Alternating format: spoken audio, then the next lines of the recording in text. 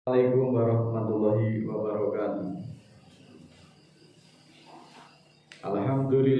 Alhamdulillahilladzi hadana lihada wa ma kunna linahtadiya laula an hadana Allah. Ashhadu alla ilaha illallah wahdahu la syarikalah innama huwa ilahul wahid. Allahu la ilaha illa huwa rabbul arsyil azim. Allahu la ilaha illa huwal hayyul qayyum. Allahu la ilaha illa huwa rahmanur rahim. Asyhadu alla ilaha illallah wa la syarikalah innama huwa ilahul wahid. Allahu la ilaha illa huwa rabbul arsyil azim. Allahu la ilaha illa huwal hayyul qayyum. Allahu la ilaha illa huwa rahmanur rahim. Qala ta'ala fil Qur'anil karim. A'udzu billahi minasyaitonir rajim. Bismillahirrahmanirrahim. Rabbi habli minas solihin fa basarnahu bi ghulamin halim. Falamma balagha ma'ahu sa'ya qala ya bunaya arafil manami anin atbahuka pandur mandataro. Qala ya abati mal matumaru satajiduni insyaallahu minas sabirin. Falamma aslama wa talahu lil jabin wa nadainahu ayya Ibrahim qad sadaqta ru'ya. Inna kadzalika najzil muhsinin. Inna hadza lahuwal balagul mubin. Wa fadainahu bi dzibhin adim wa taraknahu alaihi fil akhirin. Allahu akbar, Allahu akbar, Allahu akbar, Allahu akbar, Allahu akbar, Allahu akbar, Allahu akbar, Allahu akbar, Allahu akbar, walillahil hamd. Saudaraku yang dirahmati Allah, mengawali pada pertemuan pagi hari ini, marilah saya mengajak kepada diri saya, terlebih pada saudara-saudara di mana-pun Anda berada, untuk senantiasa mendekatkan diri pada Allah, memanjatkan puja dan puji syukur atas karunia, atas nikmat, atas petunjuknya, dan atas kesempatan pada saat ini kita masih dipertemukan kembali di dalam suasana Idul Adha, yang mana Idul Adha ini adalah nanti dibarengkan dengan peristiwa kegiatan pengorbanan Ibrahim, dan kita pun pada pengikut-pengikutnya akan, karena sudah ditinggalkan syariat itu, dan kita akan melaksanakan itu nanti setelah acara ini selesai. Kurban itu adalah ibadah yang dilakukan oleh umat muslim sebagai bentuk pengabdian pada Allah SWT. Kata kurban berasal dari bahasa Arab yaitu korba atau yakrobu, yang artinya adalah untuk mendekatkan. Dalam kata lain, kurban artinya mendekatkan diri kepada Allah melalui ritual penyembelihan hewan ternak yang insya Allah sebentar lagi kita akan melaksanakan. Saudaraku, bahwa sejarah kurban di dalam agama Islam memiliki akar yang berhubungan dengan kisah Nabi Ibrahim dan putranya Ismail, sebagaimana diceritakan di dalam Al-Quran, dan kisah ini menjadi landasan sejarah bagi ibadah kurban yang dilakukan umat muslim di penjuru bumi. Kejadian ini menjadi peristiwa yang penting di dalam sejarah Islam. Hal ini menandakan ketundukan Nabi Ibrahim dan Ismail kepada perintah Allah. Ibadah kurban dalam Islam juga diyakini sebagai bentuk penghormatan dan pengabdian bagi yang mengikuti contoh-contoh tersebut. Adapun kurban itu dilaksanakan atas dasar ketakwaan kita kepada Allah Ta'ala. Allah berfirman dalam surat ke-9 ayat 99, A'udzubillahi minasyaitonirrajim, Bismillahirrahmanirrahim. Wa minal a'rabi mayu'minu billahi wal yaumil akhir wa yattakhidhu ma yunfiqu qurbatin indallahi wa sholawati rasuli. Ala inaha wa qurbatul lahum sayudkhiluhumullahu fir rahmatihi innallaha ghafurur rahim, yang artinya sebagai berikut. Dan dari orang-orang Arab dan ada yang beriman kepada Allah dan hari akhir, dan mengadakan apa yang dinafkahkan atau diinfakkan selaku pendekatan atau kebaktian kepada Allah serta kemuliaan Rasul untuk mendapatkan sholawat dari Rasul. Sholawat itu artinya kemuliaan. Ketahuilah bahwa dia adalah bakti atau pendekatan untuk mereka. Allah akan memasukkan ke dalam rahmatnya. Sesungguhnya Allah Maha Pengampun lagi Maha Penyayang. Kurban dalam agama Islam melibatkan nilai-nilai keimanan, pengorbanan, ketundukan, dan kepedulian sosial. Ibadah ini terus menjadi bagian integral dari praktek keagamaan dan budaya muslim di seluruh penjuru bumi. Mencintai Rasul itu berarti mengikuti ajarannya, bukan hanya menggelar acara sholawatan yang menyebut ya Rasul terus setiap saat pagi dan petang. Tidak hanya itu. Apa gunanya kita setiap saat membaca sholawat ya Rasul tetapi kita tidak melaksanakan ajarannya? Hal itu adalah sama dengan kedustaan. Muslimin muslimat yang dimuliakan Allah, bahwa kurban itu ada dua macam. Yang pertama yaitu kurban bagi para jemaah haji yang melaksanakan ibadah haji di tanah suci, itu berdasarkan surat kedua ayat 196 dan 197. Adapun kurban yang kedua yaitu kurban yang dilaksanakan untuk orang-orang yang tidak melaksanakan ibadah haji, yaitu termasuk kita insya Allah sebentar lagi, itu berdasarkan mengikuti milah Ibrahim berdasarkan surat ke-37 ayat 100 sampai 108. A'udzubillahi minasyaitonir rajim. Bismillahirrahmanirrahim. Wa atimul haja wal umrata lillah. Fa in uksirtum famastaysara minal hadi wala tahliku ru'usakum hatta yablughul hadyu mahilah. Faman kana minkum maridun aw bihi adami rasihi fidyatun min siyami aw shadaqatin aw nusuk. Fa idza amintum faman ta'al bi umrati ilal haji famastaysara minal haji. Famalam yajib fasiyamu salasati ayamin fil haji wa sab'ati ila rojatum. Tilka asaratun kamilah. Dalika limalam yakul ahluhu hadiril masjidil harami wa taqullaha wa'lamu annallaha sadidul iqab. Ayat tersebut adalah surat kedua, yaitu surat Al-Baqarah ayat 196, yang artinya dan sempurnakan haji dan umroh untuk Allah. Maka jika kamu dalam keadaan kesulitan, hendaklah yang mudah dari kurban, dan janganlah cukur kepalamu sebelum kurban sampai tempat tertentu. Maka siapa dari kamu yang sakit atau ada gangguan di kepalanya sehingga tidak bisa dicukur, maka fidyahnya ialah puasa atau sedekah atau melaksanakan ibadah yang lain.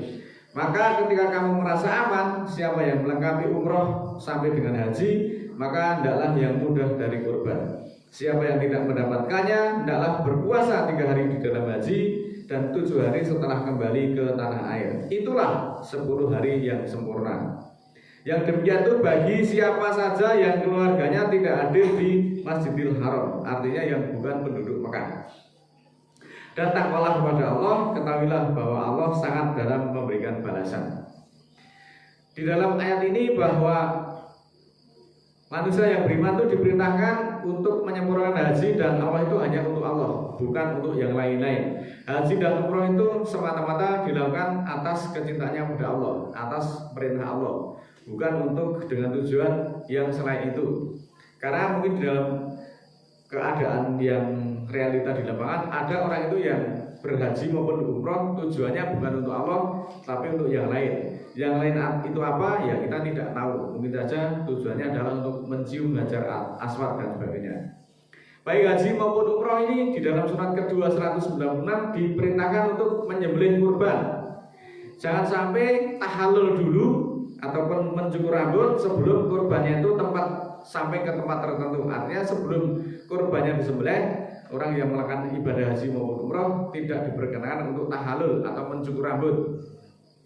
Jadi cukur rambut bagi ibadah haji maupun umroh itu setelah kurbannya sampai ke tempat penyembelihan, baru kemudian diperbolehkan melaksanakan tahallul atau mencukur rambut. Bagi siapa yang tidak bisa mencukur rambut, maka adalah melakukan sedekah atau ibadah yang lain. Ketika semuanya dalam keadaan normal dan keadaan aman, maka baik haji maupun umroh kedua-duanya diwajibkan untuk juga menyembelih kurban. Tetapi ayat ini mungkin saja belum pernah dilaksanakan baik oleh orang-orang Arab maupun orang-orang yang mengikuti manasik pada setiap tahunnya rutin yang sudah berjalan ratusan tahun, tetapi ayat ini tidak dilaksanakan.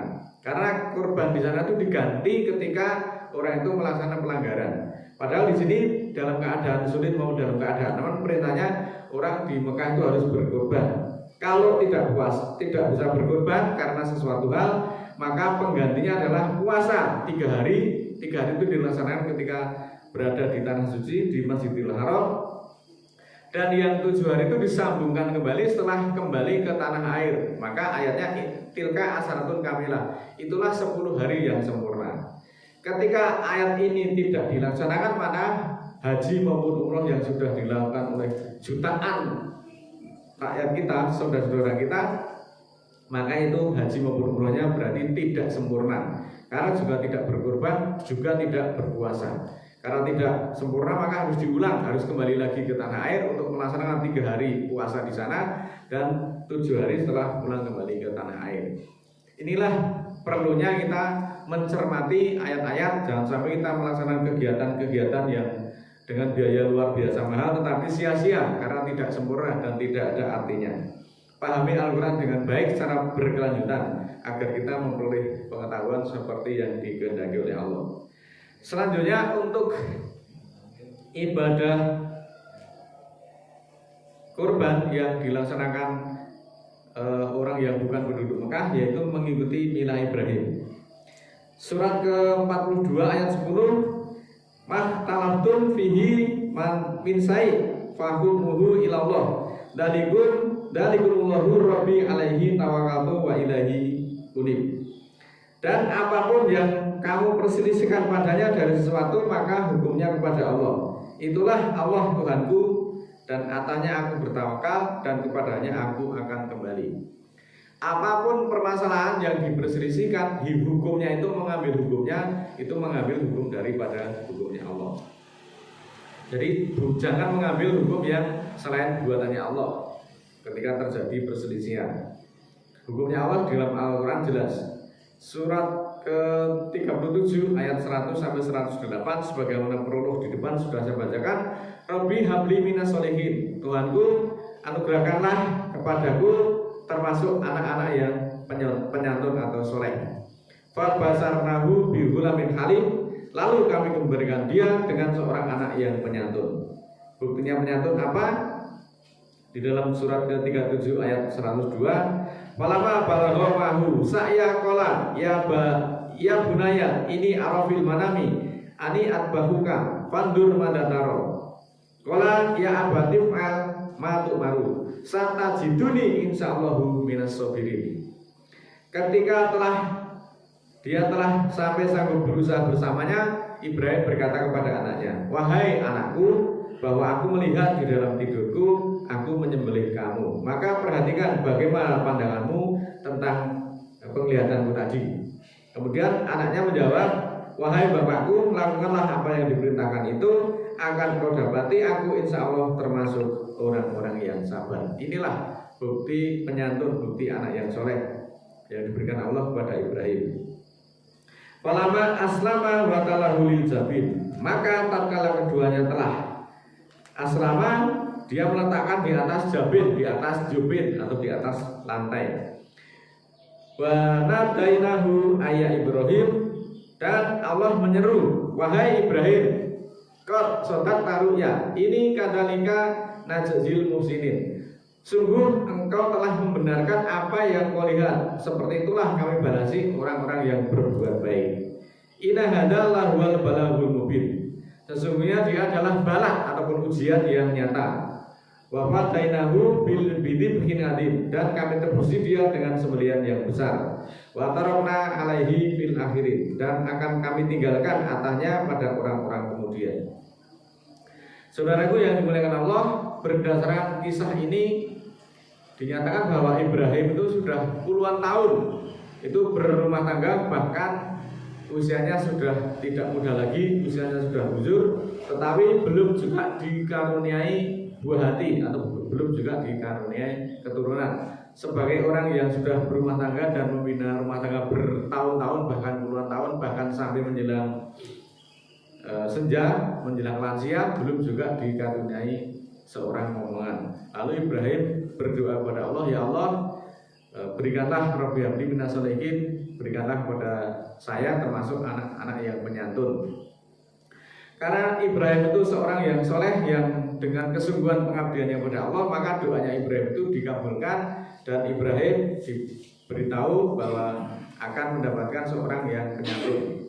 Hal ini tidak disahkan secara rutin, secara runut karena ini mungkin nanti kitabnya akan terlalu panjang. Tetapi tentu pembicaraan itu juga tidak hanya sesimpel ini. Pastilah dalam proses kehamilan yang normatif itu 9 bulan lebih juga tidak dikisahkan. Maka ketika anaknya sudah lahir dan sudah sampai sanggup berusaha bersamanya, itu artinya anaknya sudah ABG, sudah beranjak dewasa. Ibrahim memanggil anaknya, wahai anakku, bahwa aku melihat di dalam tidurku, aku menyembelih engkau. Maka bagaimana pandanganmu? Ini kata Ibrahim pada anaknya yang sangat disayangi. Anaknya pun juga menunjukkan bahwa dia berkata kepada, wahai bapakku, lakukanlah apa yang diperintahkan Allah itu, akan kamu dapati, insya Allah aku termasuk anak-anak yang sabar. Inilah bukti putranya Ibrahim yang penyantun ataupun yang sabar. Beginilah pengorbanan dari Ibrahim. Ibrahim itu sangat mencintai anaknya yang lagi nedeng-nedengnya menjadi buah hati, lagi seneng-senengnya dua anak. Tetapi kemudian Ibrahim diuji ketika anaknya beranjak dewasa. Ibrahim diperintahkan Allah untuk mengorbankan putranya. Ini sebenarnya ujian untuk Ibrahim. Apakah Ibrahim itu cintanya kepada anak dan keluarganya itu melebihi cintanya pada Allah, atau betul-betul Ibrahim itu orang yang tunduk, patuh, dan cinta kepada Allah. Karena skenario Allah bahwa anaknya pun nanti juga akan menjadi seorang pemimpin yang besar, maka anaknya pun dengan pandangan yang luar biasa, dia berkata kepada bapaknya bahwa perintah dari Allah itu untuk dilaksanakan, insya Allah aku termasuk orang-orang yang sabar. Maka dilaksanakanlah perintah itu. Ketika itu kemudian keduanya telah asrama atau berserah diri, Ibrahim kemudian menggeletakkan anaknya di atas jubin, di atas lantai untuk akan dilaksanakan penyembelihan itu. Tetapi belum sempat terjadi penyembelihan, Allah kemudian memanggil, wahai Ibrahim, sungguh engkau telah membenarkan apa yang kamu lihat. Seperti itulah kami membalasi orang-orang yang berbuat baik. Karena Ibrahim itu adalah orang-orang yang berbuat baik, maka kemudian diseru oleh Allah, anaknya yang sangat dicintai itu belum sampai disembelih, kemudian diseru bahwa Allah akan mengatakan ini adalah benar-benar ujian yang nyata, ujian yang berat yang sudah kamu laksanakan. Maka Ibrahim dinyatakan lulus. Kemudian Allah berkata, ini loh, kami tebusi dia sembelihan besar. Ibrahim kemudian tidak jadi menyembelih anaknya karena sudah diganti dengan sembelihan yang besar yang dibawakan oleh Allah. Lalu yang disembelih itu adalah hewan kurban atau merupakan sembelihan yang besar tersebut.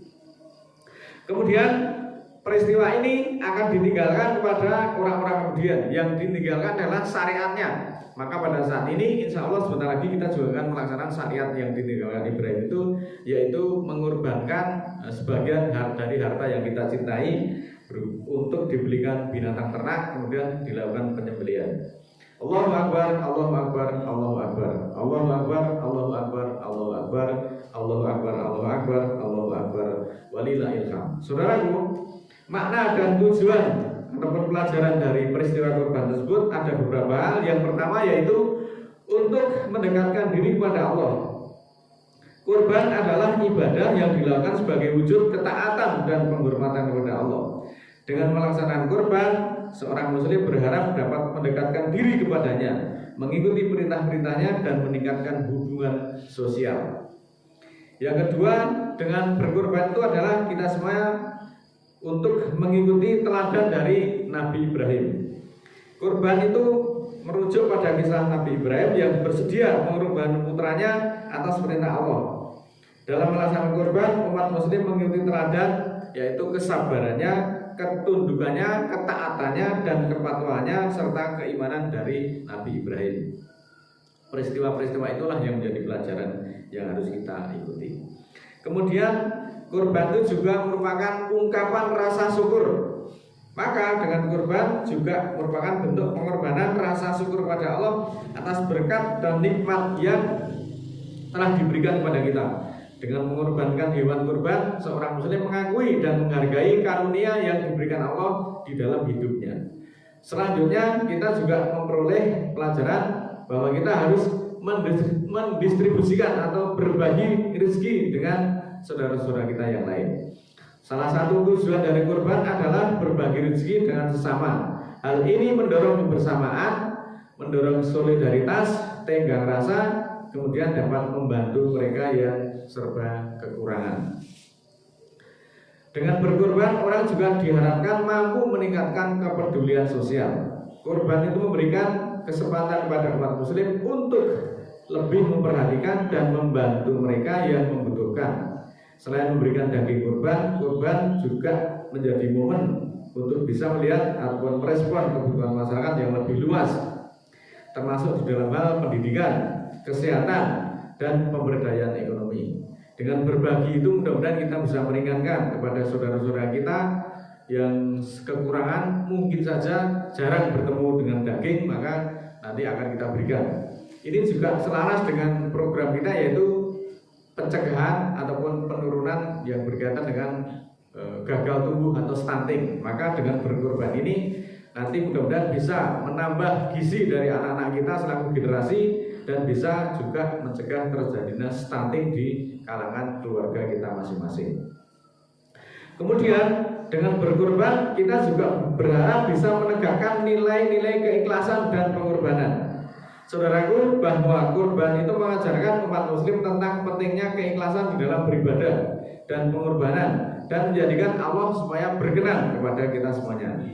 Ketika seorang rela melepaskan sesuatu yang berharga demi kesehatan dan demi ketaatannya kepada Allah, hal ini menunjukkan kesediaan kepada Allah untuk mengorbankan sesuatu yang sangat dicintai demi patuhnya, demi taatnya kepada perintah Allah. Idul Adha itu juga mengembangkan pengorbanan pribadi untuk mencapai kebaikan yang lebih besar. Umat muslim diingatkan untuk senantiasa mengorbankan egonya, kemudian juga keinginan pribadi dan hal-hal material demi kebaikan yang lebih besar dalam pengabdian kepada Allah.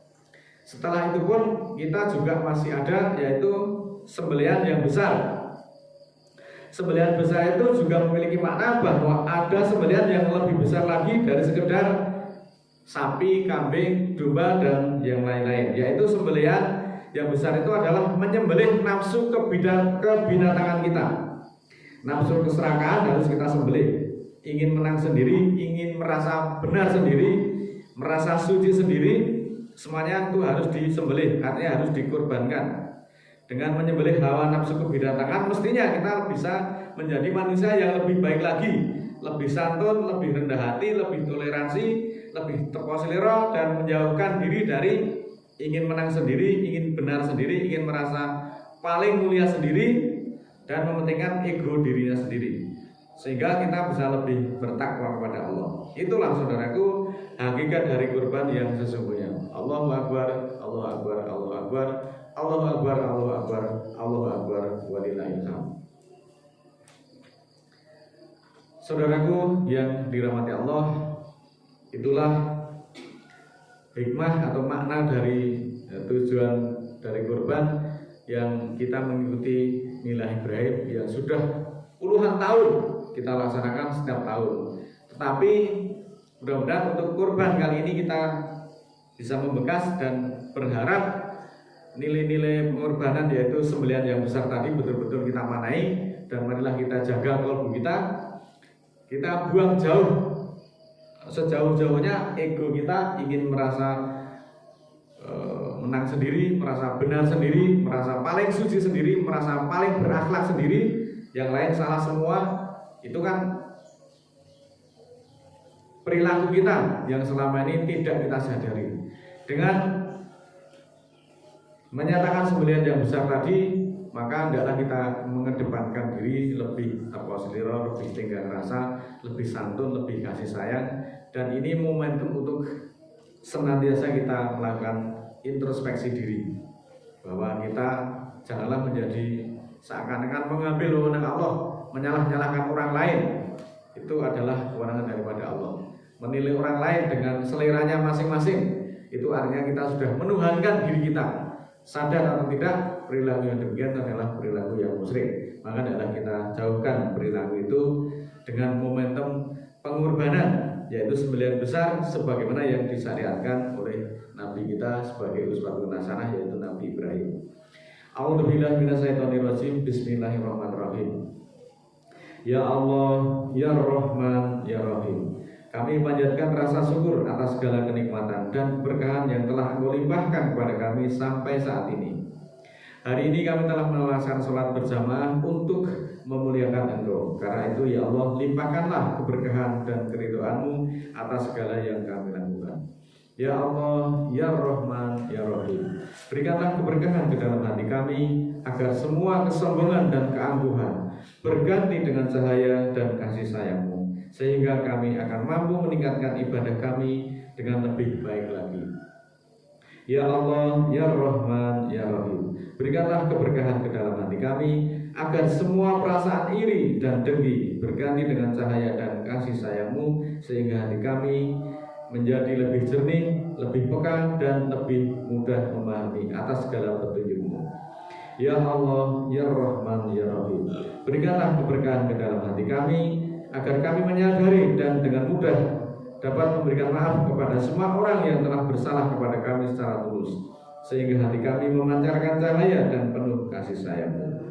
Ya Allah, Ya Rahman, Ya Rahim, berikanlah keberkahan ke dalam hati kami, agar semua perasaan dendam, sakit hati, kebencian, kejengkelan, ketidakpuasan, dan hal-hal negatif yang lain berganti dengan cahaya dan kasih sayang-Mu, sehingga kami menjadi orang yang berwawasan luas jauh ke depan.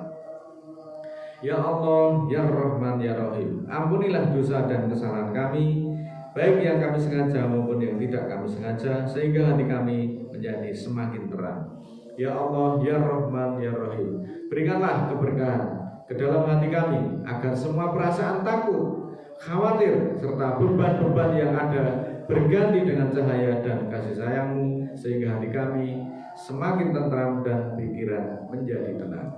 Ya Allah, Ya Rahman, Ya Rahim, berikanlah keberkahan ke dalam hati kami, agar semua sifat licik, serakah, serta khianat bisa dihilangkan dan berganti dengan cahaya dan kasih sayang-Mu, sehingga muncul ketulusan setiap yang kami lakukan.